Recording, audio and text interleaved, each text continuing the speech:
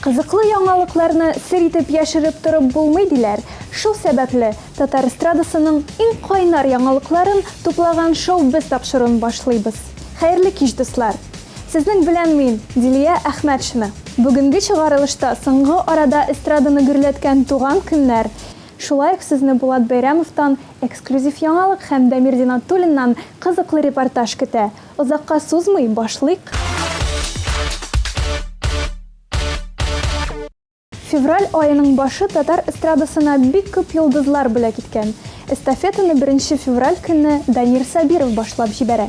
3 февральдә аңа Фирдус Темаев кушыла. 4 февраль көнне Илсия Бәдретдинова котлаулар кабул итсә, 5 февральдә чират Эльмира Сөләймановага күчә. Йолдызлар туган көннәре уңаеннан күп котлаулар кабул итте. Без аларны күрдек, укыдык. Ә Илсия Бәдретдинова Инстаграмда үзенең бүләкләрен дә күрсәтеп барды. Җырчыга бирелгән бүләкләр арасыннан иң оригиналы уклау. Туган көннең иң зурлап уздыручы исә Фирдус Темаев булгандыр. Моның сәбәбе дә бар. Җырчыга быел 35 яшь тулды. Фирдус туган көннең башта тамашачылары һәм иҗатташ дуслары белән пирамидада концертта, соңрак якыннары белән Казанның бер ресторанында уздырган. Татмус ТВ телеканалы февраль аенда туган артистларны бәйрәмнәре белән котлый. Сезгә тамашачы мәхәббәте телибез.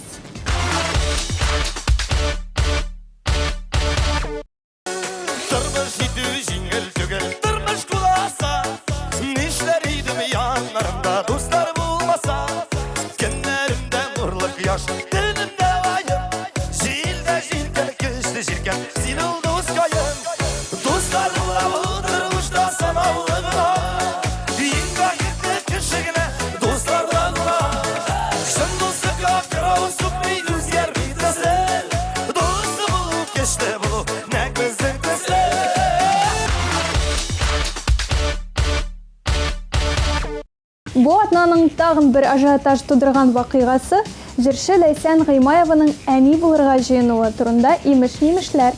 Барысы да Ландыш Нигъмәтҗанованың интернетка куйган фотосыннан башланды. Фотода Ландыш Ләйсәннең эшенә күрсәтеп аптырап тора. Иң кызыгы, Ләйсән үзе әни булырга җыенуын расламый да, киредә какмый.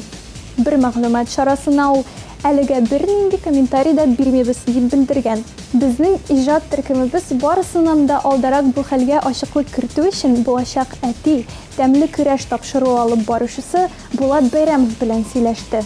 Шундырсын әйтсәк, бу әле беренче тапкыр рәсми рәвештә бу турыда әйтү, чөнки бик күп матбугат чаралары инде шалтыратып, дөресме, юкмы, Instagram, соцсетьләрдә сорыйлар. Безнең буркада әле бернинди комментарий биргән юк, шуңа күрә Татмус ТВ телеканалына бу беренче тапкыр чынлап та әйтергә кирәк. Без инде 3нче бәбиктәбез. Һәм Алла бирсә, май айларына дип 3нче тапкыр мин әти, Ләйсән әни булыр дип ышанабыз. Сине күрүгә кабында гомерлек ялкын, син бит миңа җаныкаем, бигрәкләр якын, җаннарыма ләззәт бирә, синең бер назлы карашың, синең бер елмаюыңда дәвалы йөрәк ярасын.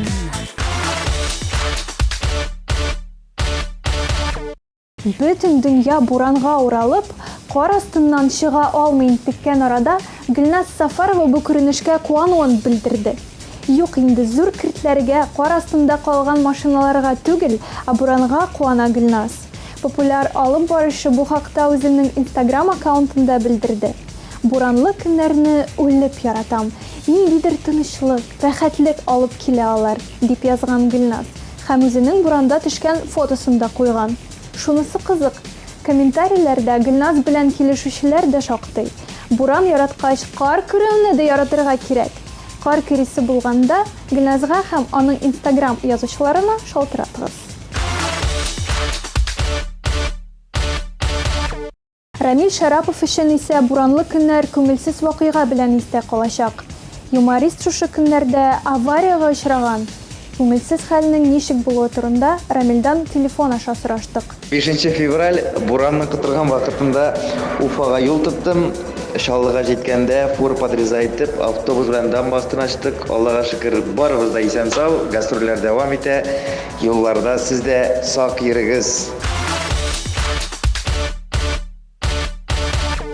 Бал кирәк, гөл кирәк димәдең.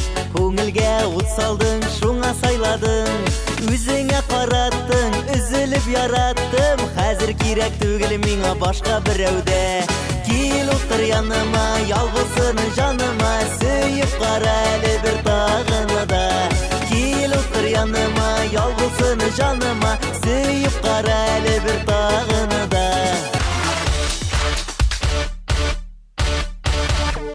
Шоу бездә татар эстрадасының өр-яңа клипларын тәкъдим итүебезне дәвам итәбез. Бик тиздән сезне мин дә үземнең яңа клибым белән сөендерәчәкмен. Сакла исемле җырга клипны Дубайда төшердек. Бу заманча яңгыраштагы җыр. Клип концепциясе буенча мин төрле табигать кешеләрен тасвирлыйм. Барлык серләремне дә ачып битермим. Клиптан үзекне әйдәгез бергәләп карыйк.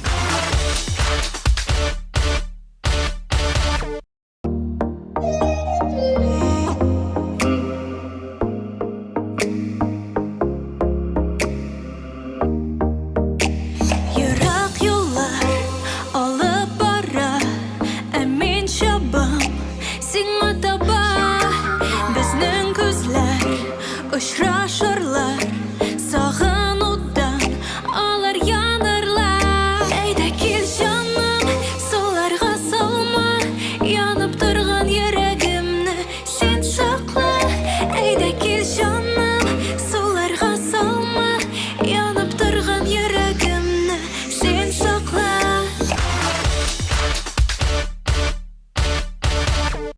Бүгенге клип премьерасы Динә Вәлиевадан. Бу көннәрдә Динә үзенең кибетенә яңа киемнәр алып кайту өчен Миланга очты. Сезгә күп сәламнәр әйтеп, ул үзенең өр-яңа клибын әзерләп калдырган. Карыйбыз.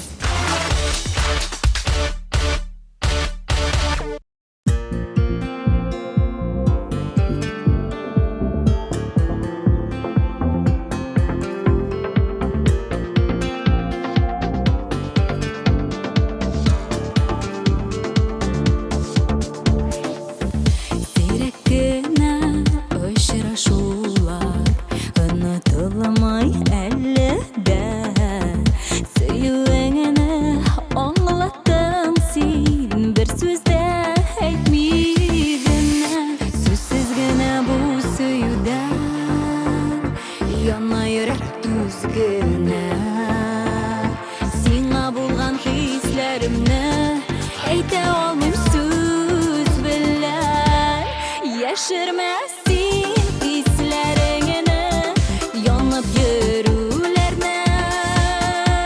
Әйтсин назлы сүзләреңне, яндырма йөрәгемне. Яшермәсин хисләреңне, янып йөрүләрне. Әйтсин назлы сүзләреңне, яндырма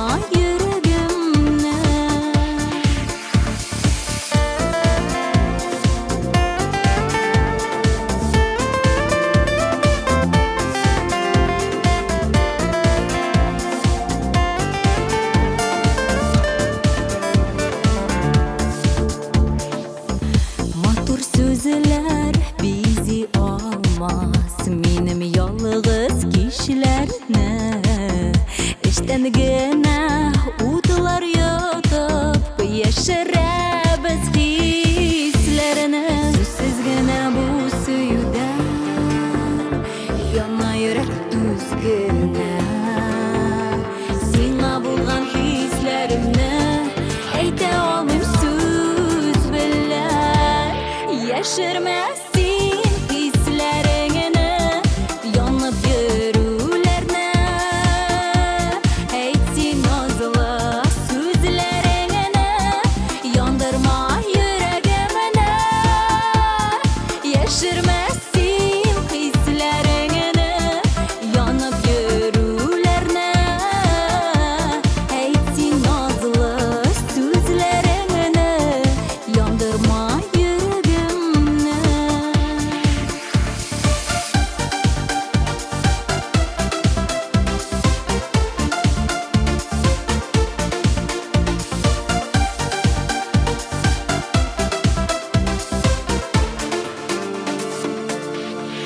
Яшермәсин хисләреңне, янып йөрүләрне. Әйтсин назлы сүзләреңне, яндырма йөрәгемне. Яшермәсин хисләреңне, янып йөрүләрне. Әйтсин назлы сүзләреңне, яндырма йөрәгемне.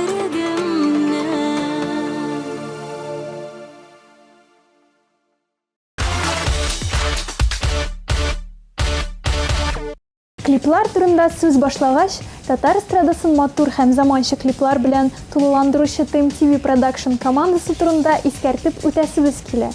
Әгәр сезгә заманча, сыйфатлы клип кирәк икән, без сезне көтәбез. Сиңа шәп музыкаль клип кирәкме? Татмус ТВ Production татар шоу-бизнесында сыйфатлы клиплар җитештерү буенча лидерларның берсе. Бары тик Татмус ТВ Production төшергән клиплар өчен Татмус ТВ телеканалында бер ай ротация һәм шоу-биз тапшыруда премьера бүләккә. Белешмәләр өчен телефон 567 13 32.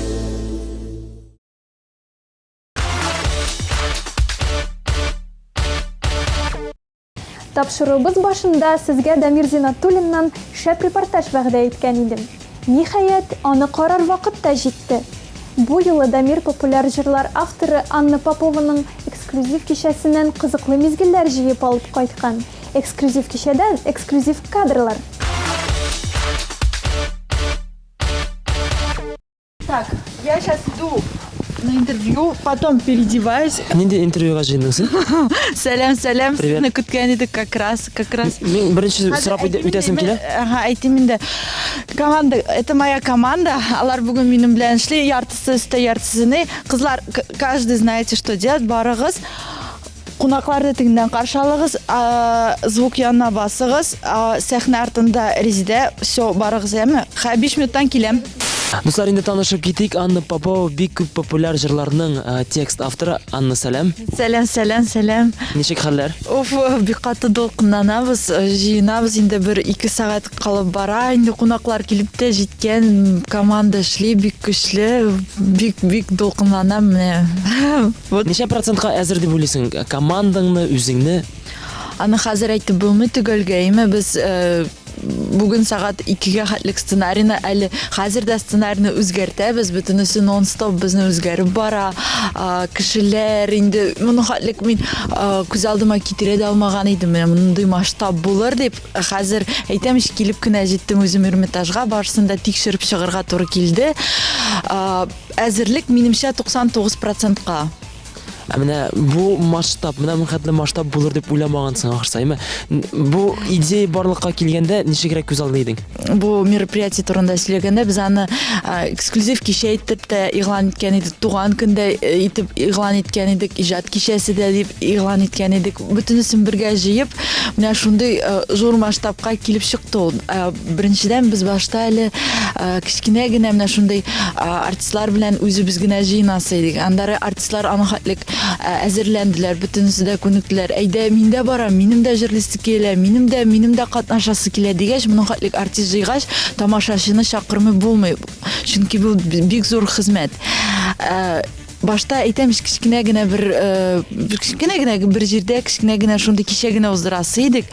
Инде шуның хәтлек кеше җыелгач, артистлар җыелгач, шуның хәтлек организаторлар җыелгач, без инде моны зур залларга күчергә булдык. Мин кайнар кочагында, онытам барында, синең яныңа кыштай очам. Белсәң иде җаным, шундый сагынам, шундый яратам. Мин кайнар кочагында, онытам барында, синең яныңа кыштай очам. Белсәң иде җаным, шундый сагынам, шундый яратам. Ни өчен нәкъ дискотека форматында булды икән, шуны беләсе килә. Бу бит инде үзенчәлекле, дөресен әйткәндә, бу концертта түгел, бу менә иҗат кичәсе, менә кызык үзенә. Үземнең куркуыма эме курктым, ләкин ул беренче безнең минемчә Казанда иҗат кичәсе менә дискотека форматында оештыру ул беренче тапкыр, ләкин бит инде безнең көн чыгыш якларында, көнбатыш якларында клубный концерт дигән әйбер бар әйме. Менә безнең дә шундыйрак әйбер оештырып карыйсы килә иде. Чөнки беренчедән бу безнең яшьләр өчен әйме. Яшь аудиторияны без бит инде тырышабыз хәзер бик күп көч түгелә яшьләрне татар концертларына йөртү. Бу идея инде димәк безрәк таңына барлыкка килмәгән, димәк инде идея синең күп еллар буе җыелып килгән һәм син әлеге идеяны зур иттереп, зур масштабта үткәрергә уйладың. Каян килеп чыкты идея? Аның идеясы дип инде бик күп артистлар да әйтәләр иде, ничә буздырмыйсың кичә.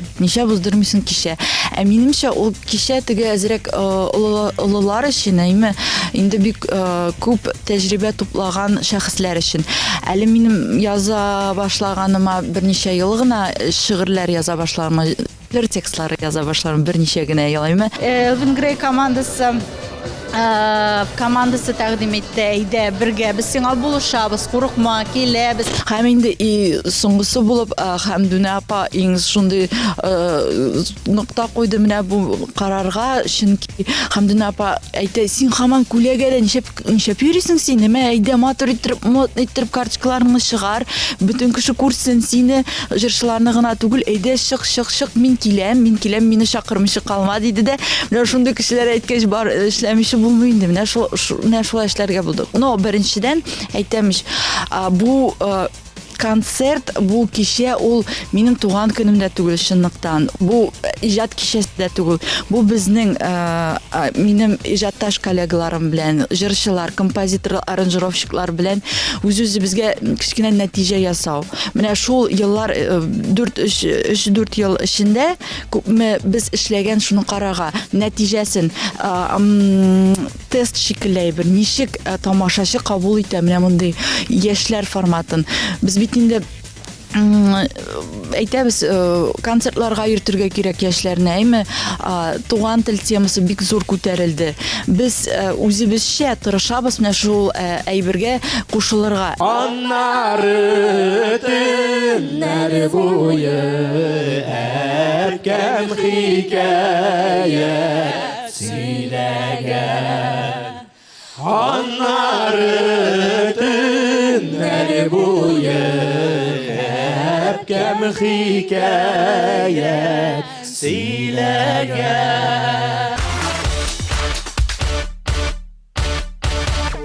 Ике иҗади кеше, Ләйсән Мәхмүтова һәм инде Анна Попова очрашкач, нәрсә килеп чыга икән? Ике хатын-кыз дип әйтәсем килә.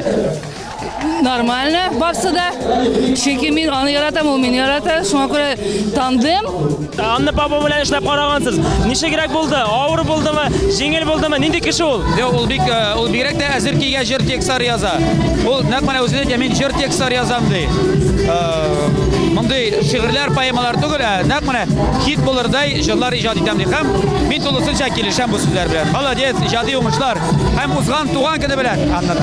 Әйтер идем, Анна Попова бик матур шигырьләр яза. Җыр сүзләрен язу бик авыр бит ул. Ул шигырь язу түгел ул. Җыр сүзләре. 3 куплетта кешенең бөтен уй-хисләре, бөтен дөньясын күрсәтергә кирәк. Менә ул бик катлаулы ул. Аны теләсә кем булдыра алмый. Теге заманда Гөлшатов башлай мәгънәле җырлар язадыр я. Хәзер менә яшьләр арасына Анна Попова килеп чыкты. Ул шундый иҗат идеяларына бай кеше Анна. Шул хәтле аны фантазиясе киң. Мин шаккатам. Анна Попова ниндирәк кеше икән ул? Кызык кеше ул. Мәгънәдә, рифмада матур сүзләр дә бөтен нәрсәгә. Шуннан соң гына матур җыр туа. Һаваларда синең җисемең, җырларымда нурлы исемең. Һәр көнемдә аяз йөрәгем турына, син булганда бәхетем. Мин аны күптән беләм инде. Ул бик тырыш, иҗади кыз, аңа уңышларын гына телисе кала. Чынлап та ничек күрәм мин аны? Бик яхшы күрәм. Молодец дип әйтәсе кала. Җырлауына килгәндә шуны сораган идем. Җырлауга Бик матур тавышы, аннан җырласа да була.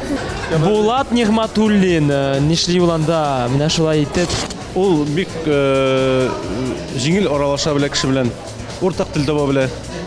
Һәм нинди генә темага аралашсаң да, ул юк дими бер кашанда. Эшләр бездик.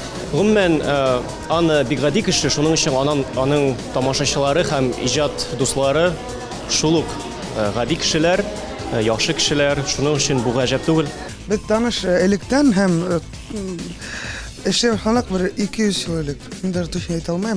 Но шул танышканнан бирле без бик күп йырдар яздык һәм инде бик күп планнар киләһе сактарга.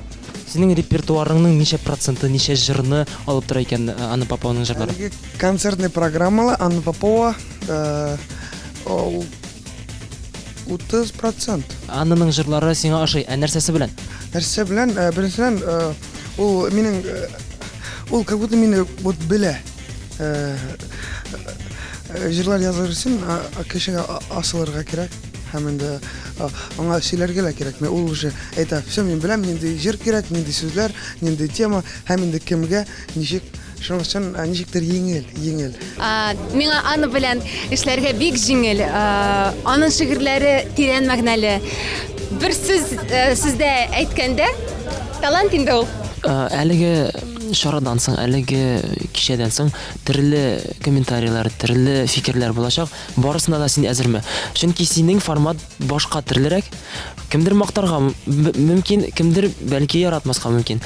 Син моңа инде эштән әзерме? Әлбәттә, бөтенесенә дә ярап та булмый. Әлбәттә, бәлки карарбыз бүген тиешле дәрәҗәдә, теге әллә инде зур концертлар дәрәҗәсендә дә булмас. Белмим, ансын әйтәм, тамашачы фикере критика, ул танкыйт, ул бик кирәк нәрсә. Чөнки аны укыгач син үзеңнең теге ниле минусларыңны күрәсең, ул кирәк нәрсә.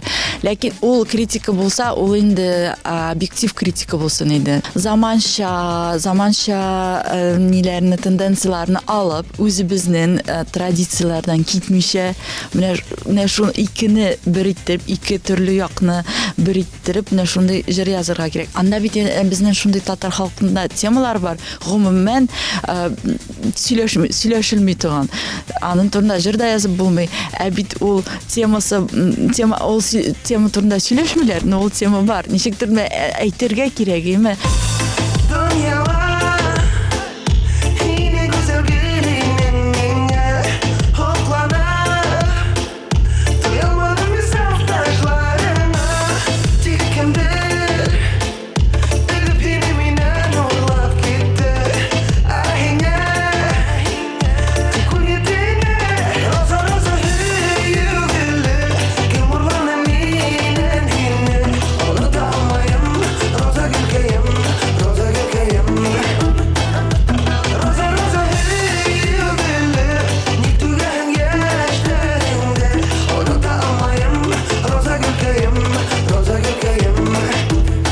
Илһам сиңа кирәкме, сиңа көтеп утырасыңмы, яисә утырдың да, менә китте шигырь, китте сүзләр, тезелеп китте, җыр барлыкка килде.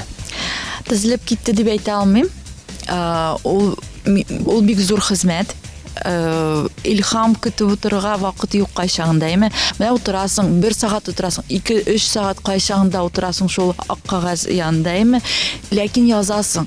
Ул минемчә ул бербер эш, син ничектер җаваплылык кирәк икән, язарга кирәк. Кайчагында илһамларны көтеп утырып булмый. Илһамны көтеп утырмыйсың, җырны кирәк икән язасың. Димәк, синең тип асылың дип әйтимсең, шигырь язып акча эшләүдә түгел. Шулай дип әйтергә буламы? Шигырь язып, кайсы бер кешеләр уйлап та куярга мөмкин бит. Шигырьне яза да акча ала, шигырьне яза да акча ала. Димәк, бу синең тип эшең түгел инде. Аллага шөкер, минем төп эшем бар. Ул мине ашата, шертәйме, бу инде күңел өчен. Һәм инде бер кеше өчен дә ул ни түгелдер, сер түгелдер, безнең татар эстрадасы әле ул дәрәҗәдә хәтлек түләнмәй.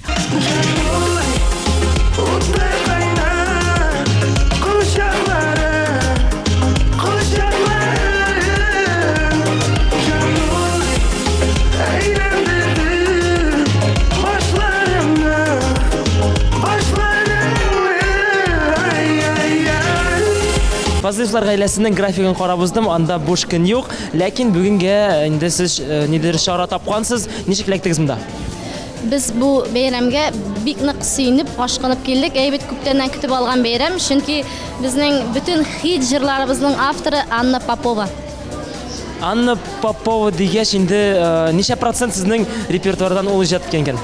Ничә процент дип әйтә алмыйбыз, но безнең менә әлегә кадәр без 2 җыр эшләдек. Анны белән берсе безнең икесе дә хитовый җырлар дип әйтәсем килә. Берсе Уфтадими, Ихтадими, икенчесе Шам синең янына. Белгәнемчә, сез Анна белән бер авылдан ничек уйнап үстегез, ничегрәк? Гомумән, аны син яхшырак беләсең. Ул нинди? Дамир без чыннан да Анна белән бергә уйнап үстек. Окопларда курчак уйнамадык без, окопларда йөрдек, атышлы уйнап. Мин гомер уйламаган идем Анна Попова шигырьләр язар дип, мин җырчы булырмын дип, һәм безнең общий җырыбыз барлыкка килер дип. Бүген минем Аллага шөкер, Анна Попованың сүзләренә язылган, минем кигенә язылган премьер булды җырның, Синеке булмам дигән җыр. Просто огонь булды. Бүген концертта бик күп хит җырлар. Чөнки Анна ул үзенең һәрбер җырын диярлек хит җырга әйләндерә белә. Ул нәкъ менә кирәкле композиторга, кирәкле җырчыга бирә белә үзенең җырларын. Миңа калса инде аның менә уңышның сире нәкъ менә шундадыр. Ул әле бик талантлы шагыйрә генә түгел, ул бик акыллы шәхес тә. Менә Аннага хәзерге мизгелдә нәрсә теләр идең? Нәрсә җитми икән аңа? Җитмиме, нәрсә аңа җитми дип мин әйтмәс идем, чөнки ул инде бүгенге көндә шундый югары дәрәҗәгә җиткән икән, үзенең яшь булуына карамастан, димәк бу инде бик зур уңыш.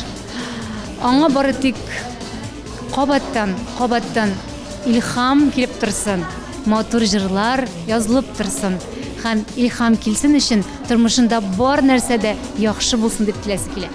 Шигырь белән бәйле, текст белән бәйле информация судлашырга туры килгән акчасы сиңа бу чыннан да булганмы хәлме яисә бу теге журналистларның эше генәме? Шунда әйбер булып алды ул эмес чыннан да, ләкин без аны чыгармаска, гауга чыгармаска булдык, утырып сөйләштек. Кыскача гына әйтеп үтәм, үземнең текстны бүтән җырда таптым. Анда зирәк сүзләре үзгәртелгән инде, ләкин ул минем текст, бүтәннәй минем идея иде. Ничәптер композитор минем белән фикерләшмәй, менә шулай эшләргә булган, алып килгән минем текстны бүтән автор аны зирәк үзгәрткән дә, аны яңа җыр иттереп чыгарганнар. Без судка хәтлек барып җитә яздык, ләкин утырып ниттек, утырып сөйләштек тә, бу җырны ул хәзер башкаралмый ул җыр. Гауга чыгармаска булдык. Без булай да әз, авторлар да, җырчылар да, без күп дип карыйбыз, эстрада зурайды, но Россия күләмендә, дөнья күләмендә без бит бик әз. Җырчы, тамашачы күп. Минемчә, без тату яшәргә тиеш. Күп очракта менә зур масштаблы шараларны организация син әйтеп узасың инде. Зур организация күп кеше эшли. Ә монда син Анна Попова бер үзе һәм аның янәшәсендә яңа гына барлыкка килгән кешеләр.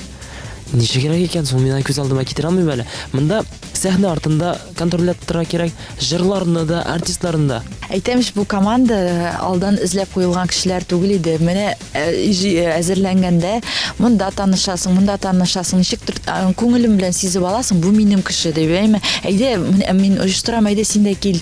Әйдә, мин бүтән кешегә менә бу яңа формат булгач, кызык әзрәк үзелешен кертергә бу форматка. Әйтәм, бүтән алып баручылар, бүтән съемочный группа бездә, әйме, бүтән администраторлар. Менә бу кешеләр ничектер күңелләрендә булган ул, алар да менә шундый шара, аларга кызык ул. Күңелләрендә булгач, ничектер бер-беребезне таптык та, белмим, мин курыкмыйм, мин аларга ничектер ышанам, әле аларны сынап караган юк эшләрендә, ләкин мин аларны сизәм, минемчә, бу безнең көчле команда. Инде бу команда менә бүген концертны, бүгенге кичәне җырып чыкса, без карарбыз, бәлки әле без зурак та масштаблы әйберләр оештырырбыз. Беренче концертны ярар аңлыйм, чыгымнары күп, керемнәре әз булса да беразына күзне йомасың. Икенче концертны оештырганда бәлки әле шулай теге уздырып җибәрсең, ләкин инде өченчесен оештырганда син инде барыбер чыгымнары әзрәк булсын, керемнәре күбрәк булсын дип тырышачаксың. Моңа ничегрәк карыйсың гомумән? Әлбәттә, мин үзем бухгалтер булмагач, моны миңа авырак, мин теге әйтәм, минем ничектер бу шара матурысын дип миңа теге кирәк, бу кирәк, әйдә ярар булсын, кыйммәт булсын, әйбәтрәген, иң әйбәтен алыйк, әйдәгез булсын дип йөрим. Минем янда шундый кеше кирәк санасын. Миңа санап бирсен, менә моның хәтлек безгә акча кирәк бу юлы. Менә моның хәтлек билетлар сатылса, моның хәтлек керемнәр булачак дип. Бәлки ул синең егетеңдер акча санап тора торган синең бухгалтер. Минемчә шәхси мөнәсәбәтләрне теге бухгалтер белән бутарга кирәк түгел. Анна Попова түгел, бу хәзер Анна Топова. Ничегрәк булды бу? Чөнки аның бөтен җырлары топ булганганмы яисә? Ну, чөнки ул хәзер всё. Бүген үзегез күреп тора, 40 кеше уның җырларын йырлый, һәм инде уже автоматом Анна Топова.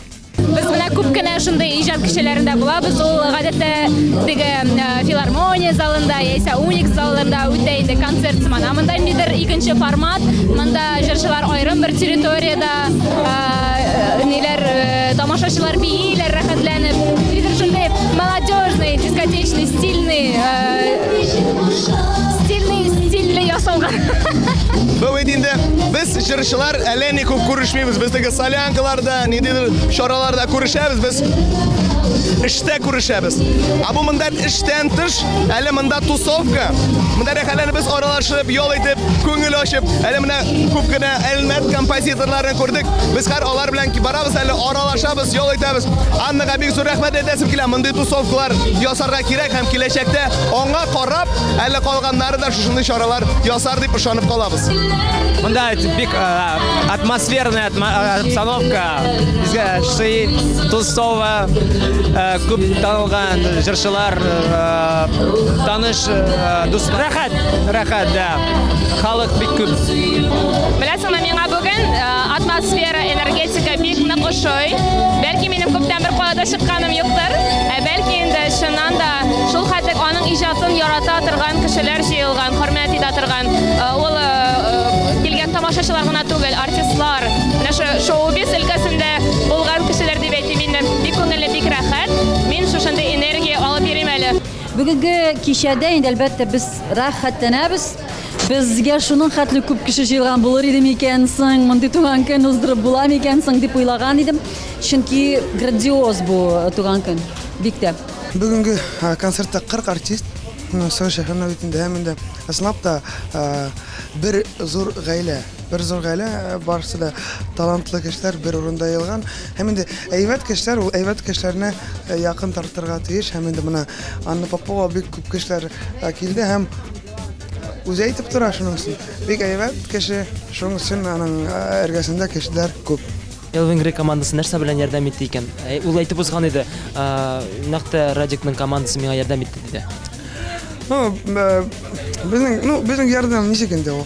Ул берсенән информационный поддержка, берсенән инде без аңа шундый идея бирдек. Үзенең язган җырларына артистларны җыеп зур концерт эшләргә. Шундый тәкъдим булды һәм инде озак ойламай, менә бүген без аның концертында. Ушаштың хиссе булмаса, әйтче безнең арабызда ике йөрәк бер ялкында яна, ике безгә бер мәхәббәт һәм бер яра. Ике йөрәк бергә яна, ике йөрәккә бер яра. Уттан алып суга сала, ике безгә бер мәхәббәт һәм бер яра. Анна Попова әлеге кичәгә бик тырышып әзерләнде. Син ашыймысың? Әйе, бик ошады. Шундый матур, шундый дәртле кичә булды бүген. Һәм мин аны чын күңелдән котлыйм. Киләчәктә дә мин аңарга иң матур, иң гүзәл шигырьләр телим һәм матур җырлар көтәм. Анна, мин сине яратам.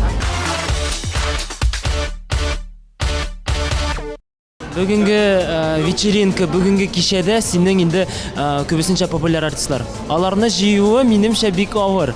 Нешік болдырдың сен мені?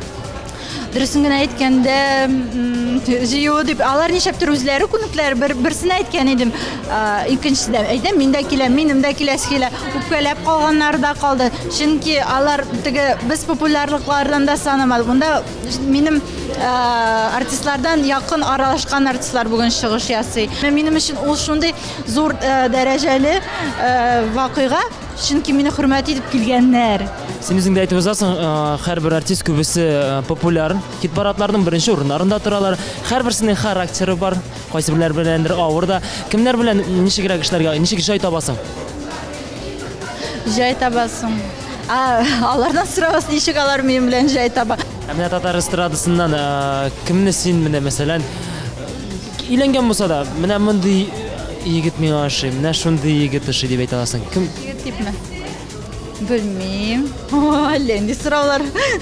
Әллә инде сорам. Минемчә, менә мин карап торам әйме Фазлыевлар гаиләсенә. Мин аларны сокланам. Белмим, аларның теге гаиләдә төрлесе буладыр инде. Ну вот аларны да бөтенләй ишеткән юк. Азат белән мин бик сокланам.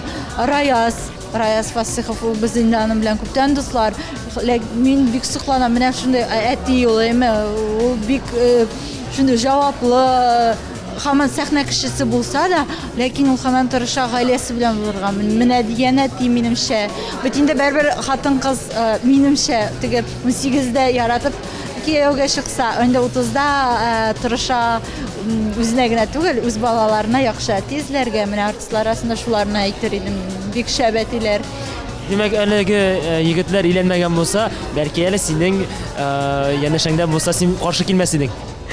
Мин бит белмим, алар өйләнгән хәтлек ниндиләр булганнар. Минемчә, монда әле хатыннарының бик зур эше. Алар өстендә бик күп эшләгәннәр хатыннары. Бит инде ирне, готовый ирне, аны табу бик авыр. Ул елдан ел ирне ничектер тәрбиялисең. Анечка, я тебя люблю. Я тебя люблю. Менә Элвин Грей турында бер дә әйтмәдең. Минем уйлавымча, сезнең һәрвакытта сез дус кына түгел минемчә. Гел кунакта, яисә гел Инстаграмда видео, историялар чыга. Сезнең арада дуслык кына микән? Әйе, без дус кына түгел. Шунысын әйтәм, без бик якын дуслар. Бик якын дуслар. Очень прекрасно выглядите, родители, друзья.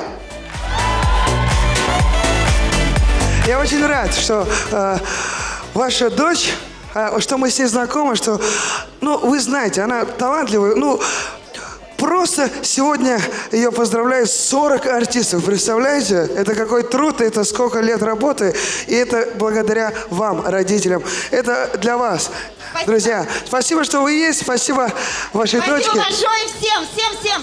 Здоровья, благополучия, настроения. Спасибо. А я думаю, у дочери это всего лишь первая ступень. Вперед! Менә иҗат кешеләре төрлек була бит инде. Ситуацияларда төрле була. Барысы да җиңел генә бармый. Анны кайсы бер вакытта үзенең характерын яисә күрсәтеп аламы. Менә бөтенесе бүген аны мактар, әсемдә мактамыйча әйтәле, ниндирәк икән ул? Ну, Анна бит ул бит юрист.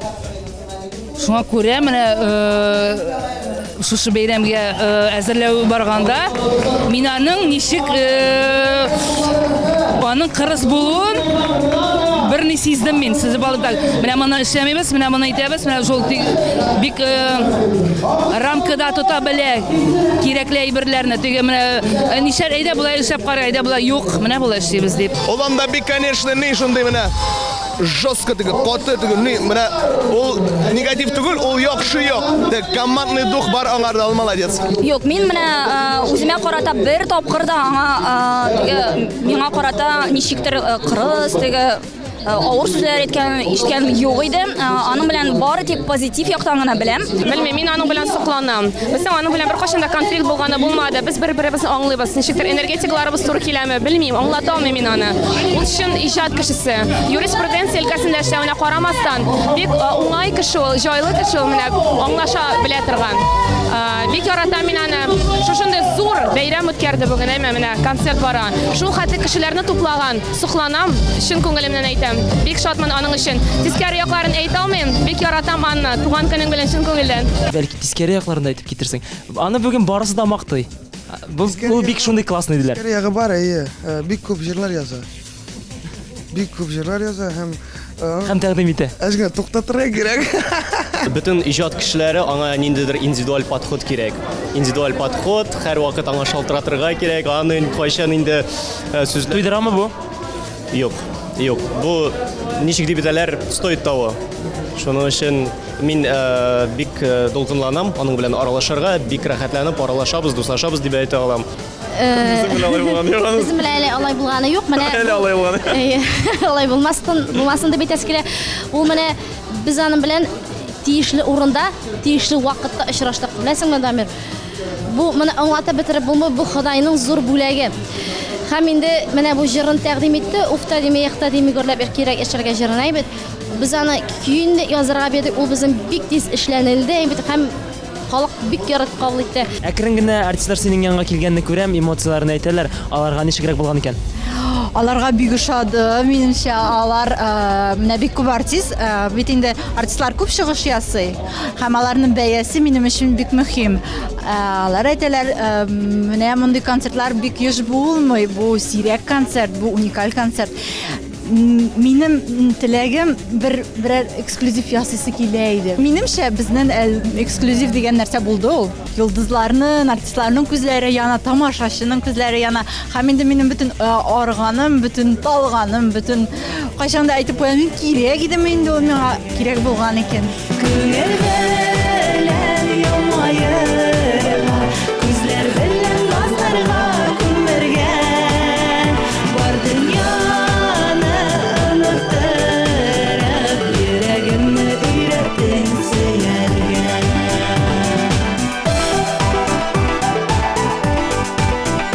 Йөрәгемне өйрәттең сөяргә.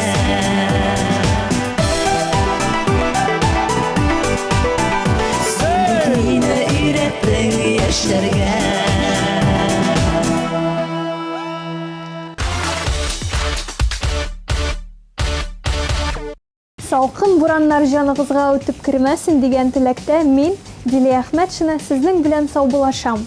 Киләсе атнада татар эстрадасы яңалыкларын тагын да күбрәк итеп әзерләп куярбыз. Шоу без йолдызлар турында барысын да беләбез. Пока-пока.